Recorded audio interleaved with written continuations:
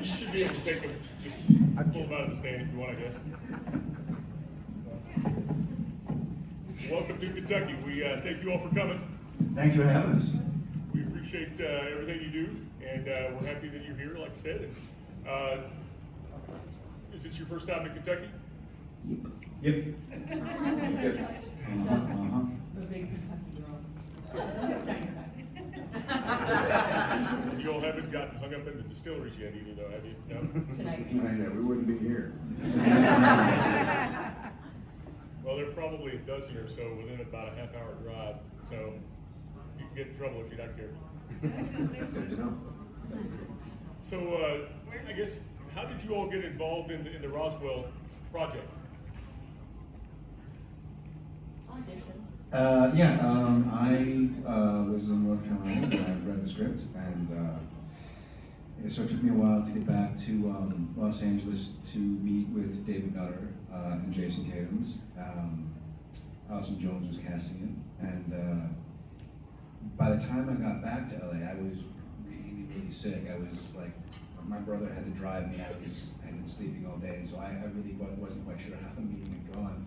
But you know, just eventually led to like meeting the network, and then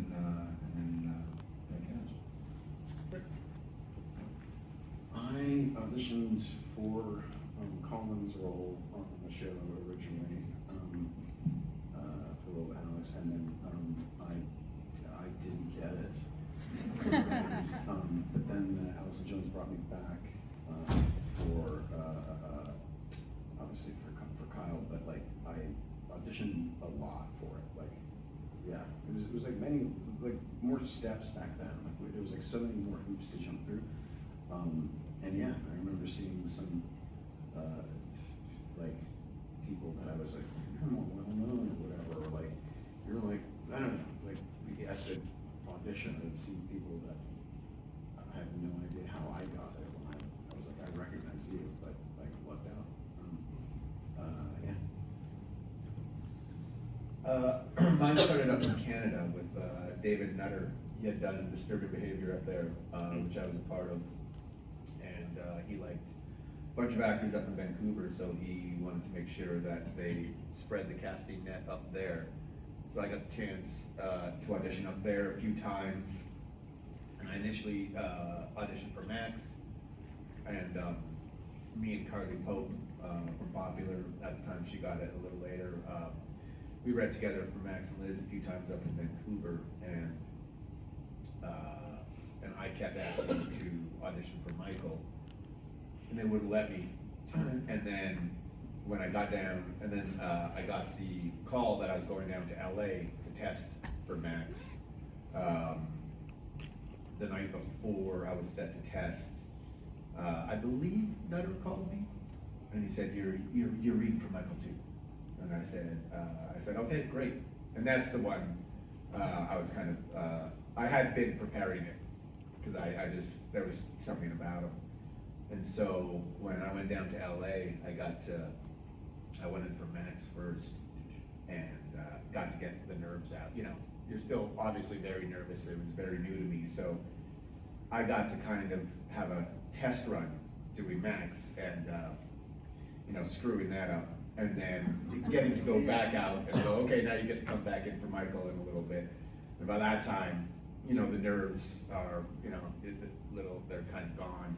You know what the room's like, the vibe, you go in there kind of much more prepared, less nervous, and ended up landing the role of Michael. You got less nervous. Oh. That's impressive to me, because Right? No, I get same nervous. It's bad. I don't think I was experienced enough to be nervous, right? Like I didn't know what a big deal it was. I was like, oh, I just started acting. I'm from Canada. Like they flew me down to LA. Right. This is great, and like it was just one of those things where I was like, oh yeah, this is easy. Anyone can be in this. Let's go do it. And now I'm just like, oh man, that was awesome. It sucks. Yeah. Sorry, Mo's turn. So is it? I was going to test for Liz. I had an incredible experience reading all the Liz scenes with Kate Evans and David Nutter in a room, like full workshop style. You guys have that? Yeah. You're trying to mold me into something that I wasn't. And then I had fibbed about my age. I thought that by the time we shot the pilot, I would be 18. Terrible math. And then as we were working the contract out for the test, they realized, we crunched the numbers, realized that I was 17. And then I was persona non grata to them, to Fox. Everyone was so mad. And then Because at that age, you have limited hours. You're a minor. Not being an adult, so they would have to basically schedule They it were around. very clear, it was on all the, things that you have to be 18 or older. And I begged them to just forgive me. I mean, not even put me in the show, just like, I'm so sorry. And then I got a GED, because that will allow you to work like an 18-year-old. Nailed it. Terrible at dates though, no. But, and then by the time that they, I guess, forgave me, everything was cast except Maria, and they were like, would you like to play Maria? And I was like, yes, please. But I remember the first audition seeing Katie Heigl and being so excited because I loved my father, the hero. And when I found out that she was Isabel, I was like, oh, yes. But yeah, it was at the tail end. Is that a Wayland hat I'm looking at? Yeah. I thought I recognized that logo. So, great. So who has a question? So, meet the Dukes, and you get the script. What's your initial reaction? How do you handle playing the Fuck. character? I gotta do New York accent. I'm still trying to learn to speak American. I'm like, who's Suri? And I'm like, now you want me to do this? So that was scary for me. They had a coach on set. Yeah, if you watch it, that's the guy who's like, yo, give me the rock. That was our vocal coach. Yeah, that was our vocal coach, and yeah, that was terrifying for me. I mean, it was a lot of fun as well. Like the costumes. I mean, in any role you do, your wardrobe does help. You could sit there and kind of say the lines a certain way, and if you end up putting on a suit or or an astronaut's outfit, or you're in scrubs, or you've got a utility belt for a cop on, your stance, your posture changes, your stance changes, and I always get more of it, and I think it works for most actors. You get more of a sense of who that character is. So getting the mohawk and the beard and the sideburns and the piercings and all that, definitely I could see myself getting closer to that. But yeah, working on that New York accent was wild. I was like, is this Australian or Boston? I don't know. There was an Australian, And then there's an Australian. Emily's an Australian trying to do it. Yeah, the whole thing was a nightmare. Go park the car today. Yeah, I felt that. I mean, I was like, yeah, I was pretty good at my American. But I thought it was really cool that we actually got a dialect coach for that. I was a little bit, I would have liked to have, worn Zan's clothes just a little bit longer, but somebody threw him in front of a bus, so it was fun while it lasted. Next question. I have one. What's the hardest episode you guys have to do? Dying or No, not that one. Okay, I love him. So no. Yeah, no, I can't remember. Like, I remember feeling weird having to do, like, similar to what he's saying about, like, doing accents and stuff. I'm like, or like, I don't know. I feel like silly. Sometimes it's weird, but as an actor, I sometimes feel silly. Like, the whole thing is to try to buy in. But I always felt like I wasn't like a real actor, and it showed. Like I was like, just I don't know, I had trouble buying in when I was like dressed as young Valenti, and like, yeah, like I think I just felt like no one's gonna buy me as this, and I don't know how to like. What was it? Was that summer 40s? Yeah. Yeah, I think so. I think that's my toughest one for various reasons. Like what? Well, the hair fiasco with kids, where we almost came to blows. And And jobs, right? What? Yeah. Sorry. Blows for jobs. Children in the room? Yeah, I would say that for kind of some off-screen issues, and then, and again, I was relatively new to acting, so trying to doing your best to have, you know, this is gonna be that to talk a little bit more old-timey and not so modern, to kind of change that. That was probably the one I could remember that was a little difficult to shoot for me. You know, oddly enough, with Cry Your Name, the one that we had to say goodbye to Alex, you know, we were doing that scene where, you know, Max goes inside the van to try to revive him, you know, in hopes that, you know, both of us would walk out. It was actually, and I don't know why this happened, but we were actually kind of joking around about things. We were laughing a lot before I peeled off to go to the van. It was like, we kind of needed that levity to kind of keep things buoyant for when they yelled action, that we kind of dropped into the seriousness of the scene. But we were all, most of us were all laughing our asses off, just having a great time. And it doesn't always work, but thank God it did for that one, because it felt as soon as they yelled action, everybody just dropped into it. And that was a very difficult episode to shoot, I think, not just because of the death of Alex, but to say goodbye to Colin, who we all adored and loved working with. But the honest answer for me would have been, I don't know if you guys remember the one, The White Room. That was a real difficult one for me, just because I was screaming all day. And I remember after the In his trailer. I did not want to come out. But I remember, like, you know, the very first day of shooting this one, and Frakes was the one directing it, and David Conrad was the Agent Pierce, and it was just us in a room, basically. And I was screaming so much that when I came out of the set, you could see that the crew had gotten to know me for the whole, you know, pretty much the whole year, to the very end of the season. And they were emotionally affected by hearing somebody they care about scream like that. And that's when Frakes turned to me and said, "I think we're onto something. I think this is a good one." Finally onto something. But yeah, that was the most difficult one for me. I used to hate having to cry. Those were difficult. I hated crying scenes. And Shiri Appleby is literally like the gold Olympian crier. Like, she can pick an eye, you know, and I'm dying, trying so hard to cry, squeaking out one eye. But I would say having to, which lovely gentleman, I'm sure, great guy. Wish him the best, but I don't like to have to kiss people, you know. Queen.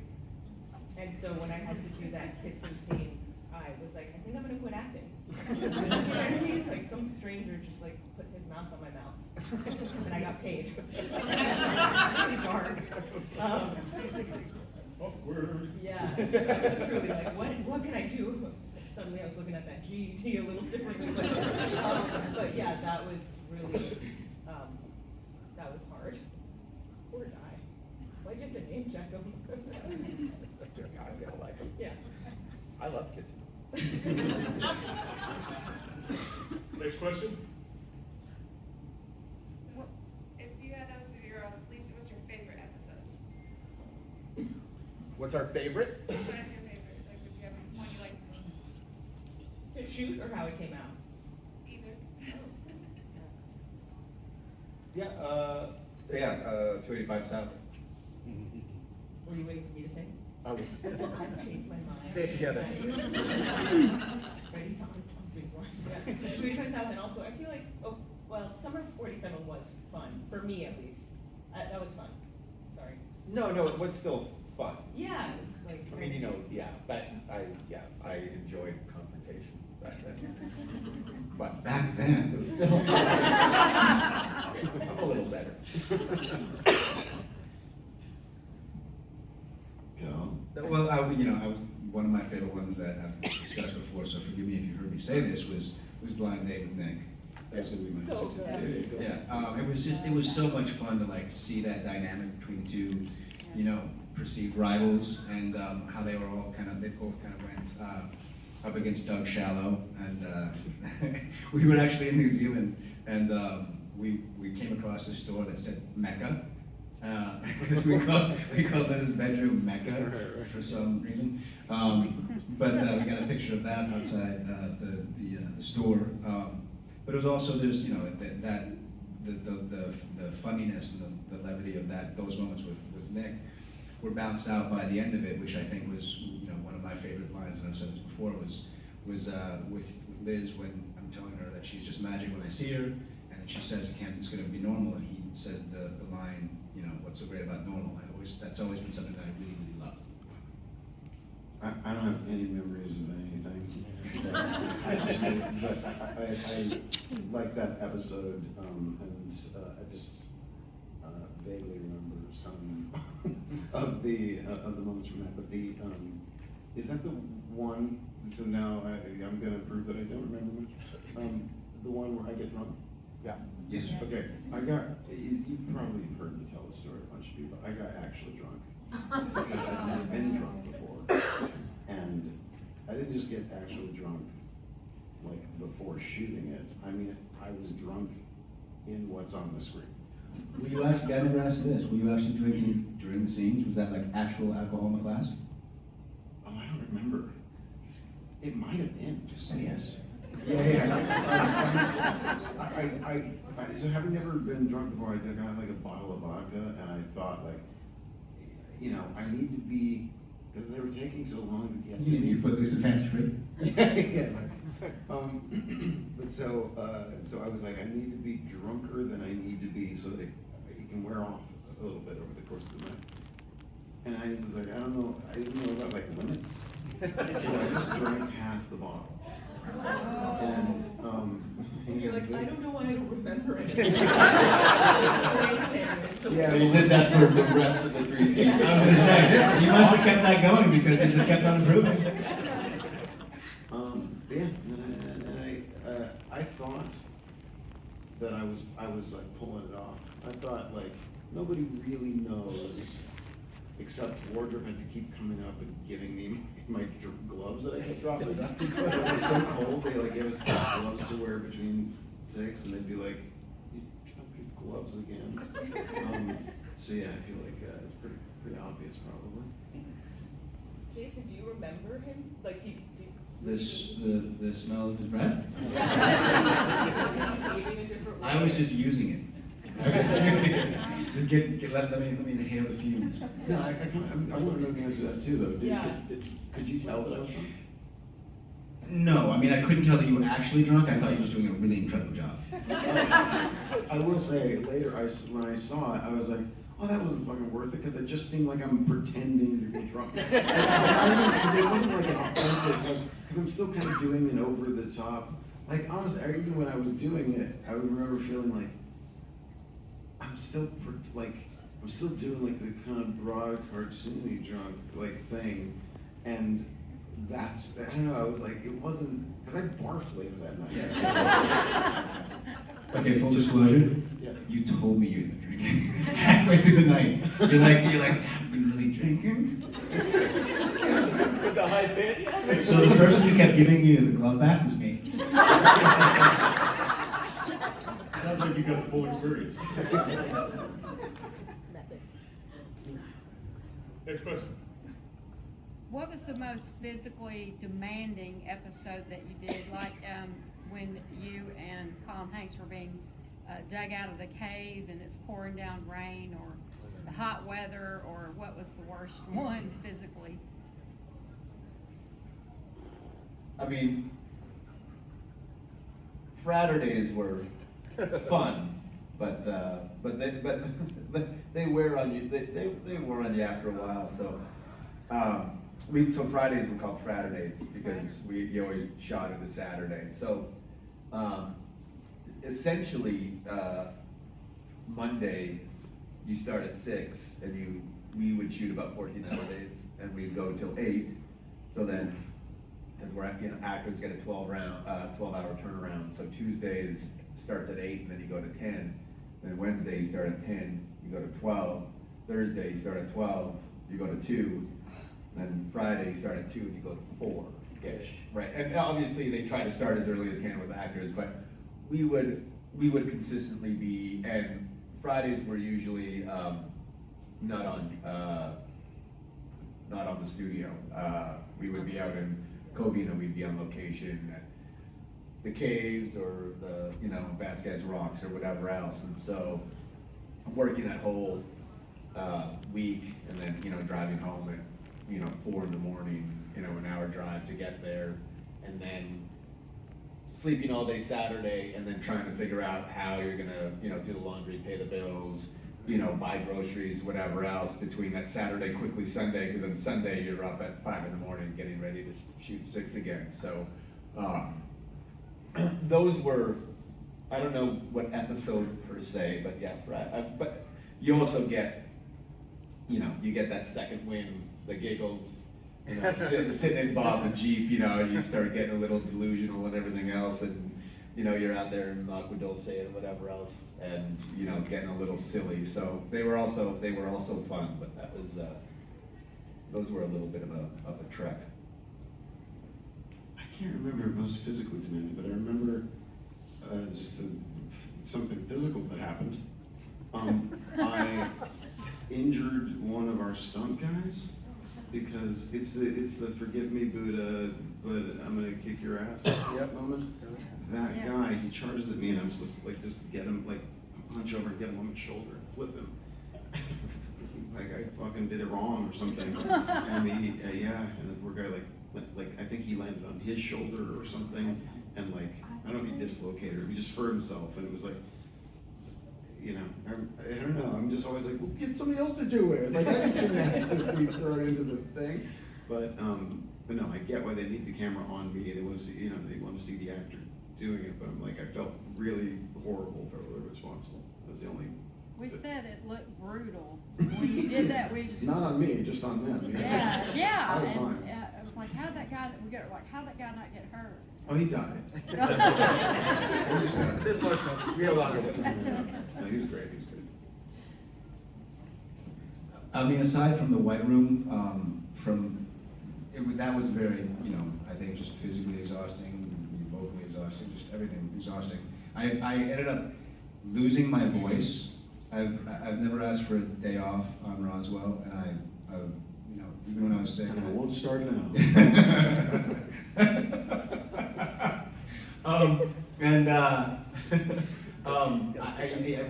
Everybody got sick and just continued to work all the time just because you had to. But that was the one time when they were like, you can't talk. I was just squeaking when I tried to say stuff at the end of that shoot.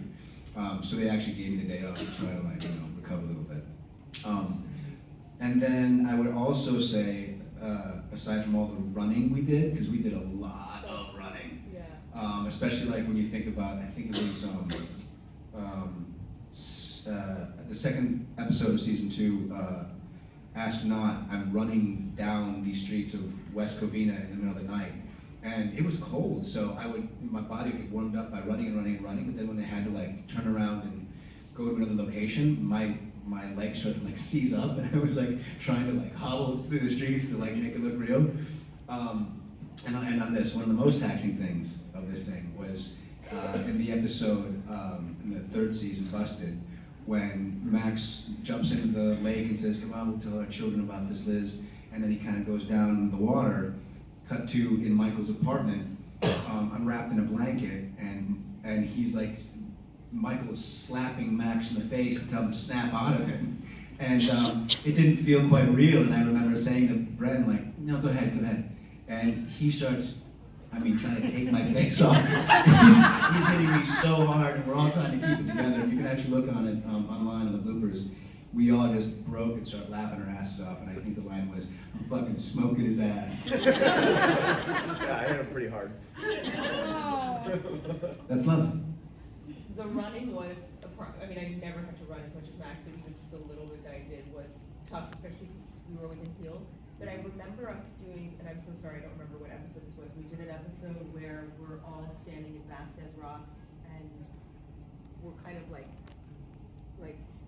tiered in a certain way, like looks really cool, and we had to like get to the spot quickly because it had to be like a visually kind of slick thing. Was that Departure, the season 2 episode? Something like that, yeah. Lined up on the rocks. Yeah. What now, my Max? hair was pulled back, just like what I remember.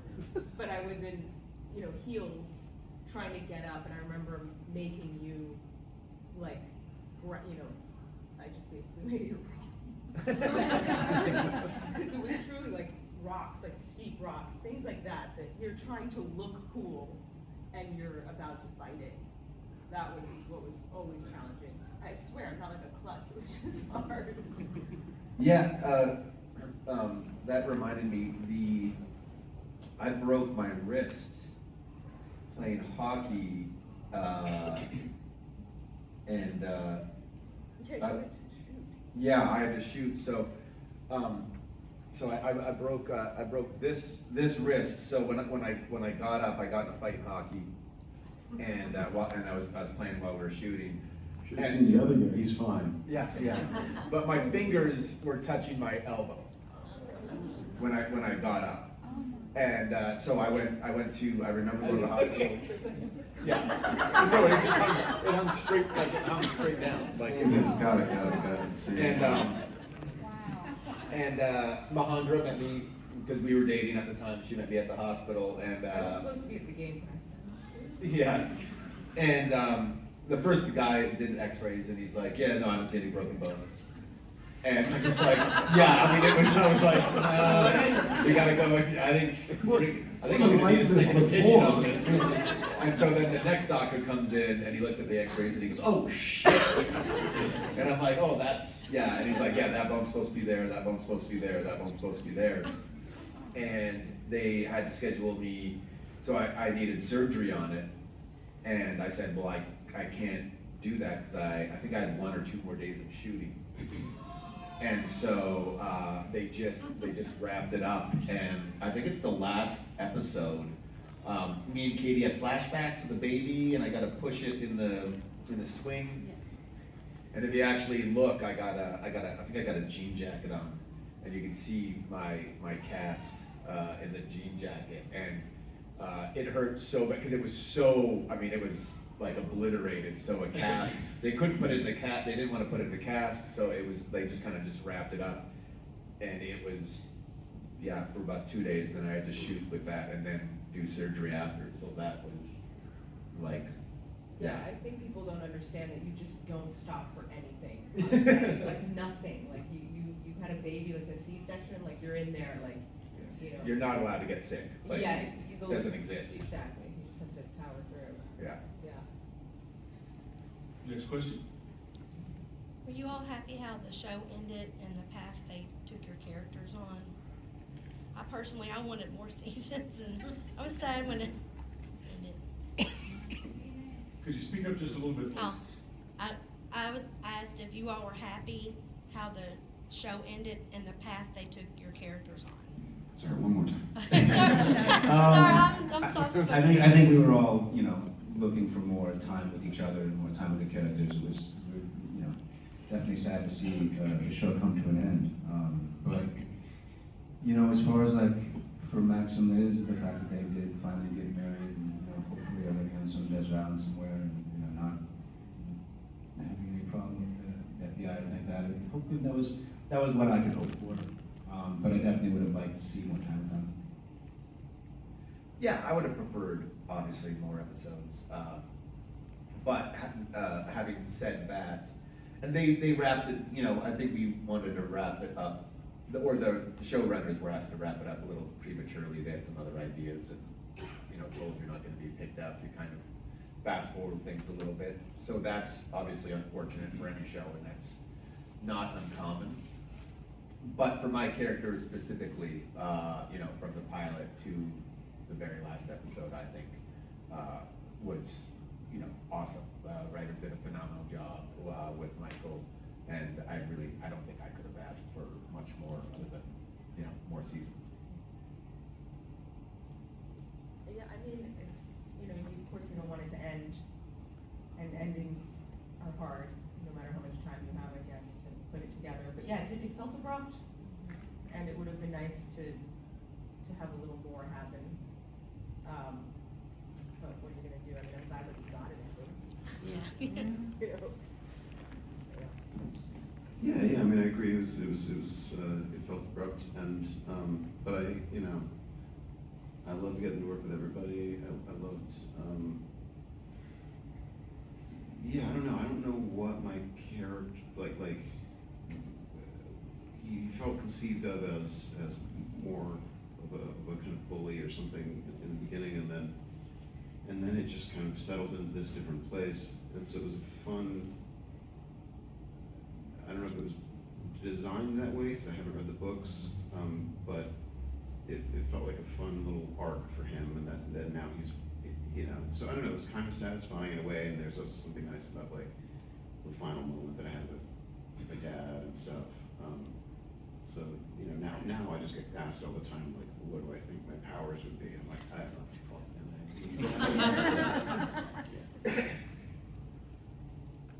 Another question? What are your favorite projects after Roswell?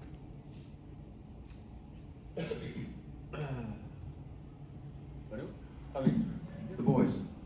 I was lucky to get to do that. It's my favorite role and my favorite thing I've gotten to be on. I would say, you mean post the one after it ended? Yeah. I would say The Grudge. That movie changed my life in a whole lot of ways. I've been married for a few years. I got a 12-year-old as a result of it. So, yeah, I would definitely say The Grudge. People always think I'm being facetious, so don't laugh. But I got to do a show where it was like a two-hander with Raven Simone, and to me, that was the time of my life. I find her to be a comedic genius, like one of the greats. And then The Office was supposed to have a spin-off, so that pilot was really, really special. Thomas Middleditch, is he cancer? Are we allowed to talk about him? Loved him, and obviously Rainn Wilson, you know. So that was a great time, like really special. And DMT, it's like obligatory. Yeah, those two. But yeah, that was. It's hard not to love like everything that you're, where you meet all these amazing people, and like some people become your best friends for life, and so yeah, those are the two standouts, I'd say. 3 standouts. Yes. Yeah, mine would probably have been, it's kind of a two-parter. Bones was a lot of fun, and I was young on Roswell, and obviously had my issues with, you know, with certain people, and just, you know, not being experienced and being immature and selfish and all that stuff, and so I got obviously a little older, a little wiser when I went on Bones, and guest stars are always hard because you're treated like a guest star for the most part, right? You're in for this episode and you're out, so you don't really count, right? No one is watching it for you, they're watching it for the regulars, and so I don't think I mistreated any of our guest stars on Roswell, but they were people that I wasn't really paying attention to. I didn't realize I should have been making them feel at home and get them to feel comfortable, and, you know, take them kind of, not under your wing per se, but, you know, they're a guest in your house.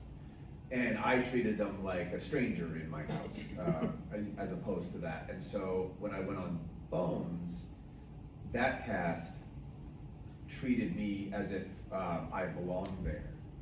And I went, oh, this is the way it should have been done. Like I screwed up earlier, and so that taught me how how they should be treated and how it should be run. And then I got to put that into practice on night shift, which was one of the favorite things I ever did, because everyone on that show treated the guest stars and everyone else like they were a part of that group and that they belonged there. And so being able to kind of see those three, the progression between those three was something I look back on very, very fondly, to be able to get that chance to do that.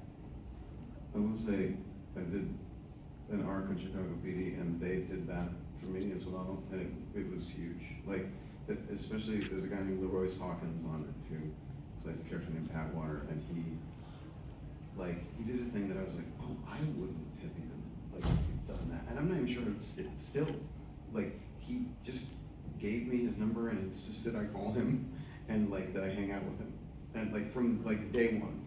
And Makes a difference. Yeah, I'm kind of shy and stuff, so I would feel like, I don't want to subject myself to uninterrupted hours with. He says we're getting the red light. They're playing. This is that. Yeah. But yeah. Anyway, but he did it, and it really changed everything for me. And it was so. I mean, that crew and cast was so wonderful to me as well. Anyway, it was beautiful. I just realized that I do want to say one other one. Primitive War was so fun to work on. It was so fun to work on. It was like 7 soldiers, all in a, they're a squad of 7 soldiers all together. Like, we're on screen together most of the time, or at least half the time. Then we get split up for part of it and then rejoined. But so it was I don't know, it became a family at the end, because we did a little mini boot campy thing in the beginning, very 2 days, give me a break. But for the rest of the time, there's this guy who's our technical advisor, Freddie Joe Farnsworth. He's great, and he would kind of whip us into shape the whole time. And that I don't know, that was a special one, and also the writer director gave us each a lot of freedom. So what ended up on screen is more me than I get to put on screen in most things. Anyway. Yeah, if you guys haven't seen it, you guys should go out and get and rent that. It's amazing. That was so amazing. They're making another one. So, and also I have a question. Yeah. BNT adjacent or BNT curious. The X-Files, your podcast. When is that coming back? Yes. Oh. Great question. We should make people think that we got in a fight, and that's why we stopped. I just need to find a space in my house, it's moving, whatever, but I think, you tell me. Yeah, no, it will come back. We will continue it. Yeah, it's a space in lives right now where everything's a little up in the air on both our ends. And so once we get those kind of settled down, that was something we really enjoyed. And we got good feedback from it, and something you guys enjoyed. So we'll definitely, we do promise, we will finish the episodes. for Can you I guys. also just say, as far as a great project, Brendan is in a movie, I'm in it too, I was a pity hire. They were we need a girl. No. They're it's the only person on screen that you'll kiss and not consider quitting. But no, it's this movie called Kill Me Again, and he plays a very disturbed person. And I have known him so long, and it was just so wild. It's just so fun to have to see your friend say and do things that he might be embarrassed in front of, when you had to stand up on the bar and be Oh yeah. Yeah. but he nails it. He's so good. It's shocking. I was I'm gonna be nicer to him. But yeah, you can see it on Kill Me Again. Where's it on? It's Apple TV or something. I don't know. Yeah, I think Tubi even has it. But that was a top experience. Yeah, that's probably the best. That's Have you seen it, Nick? No, probably the best performance I've ever done. I would say. It's crazy. And it's the most fun. And the reason Majandra got hired is because Keith Jardine, the MMA fighter, the Dean Amin, Keith Jardine, I don't know if anyone knows him. I'm his coach. But he wrote. He's retired now, and he's the sweetest, kindest. He's a really creative guy. And I had done a little short for him because he wanted to get into it, and he sent the script to me, and I was like, oh man, that's tough. I said, but yeah, it scared the crap out of me, but I was like, yeah, I'll give it a shot. And we shot it in like 12 days. And he said, hey, and he had seen Behr and Toluca. He had come to the screening and he was a big fan of it. And he said, do you think you could convince Majandra to play the role opposite you? Because we don't have enough time to, I don't wanna audition actresses and like figure out this whole chemistry thing, because that's like super important. You and Majandra already have it. So can you give her a call and get her down here and do us a favor and shoot this movie with us? So I gave her a call and she said, of course. So you got, Yeah, So. it's crazy, yeah. Yeah, that's fun. That was pretty special. Did you guys hear that? That's incredible. No, they're not, they're still fucking going. That's all we have time for today. Thank you all so much for coming. We definitely appreciate your work. Please give a round of applause for the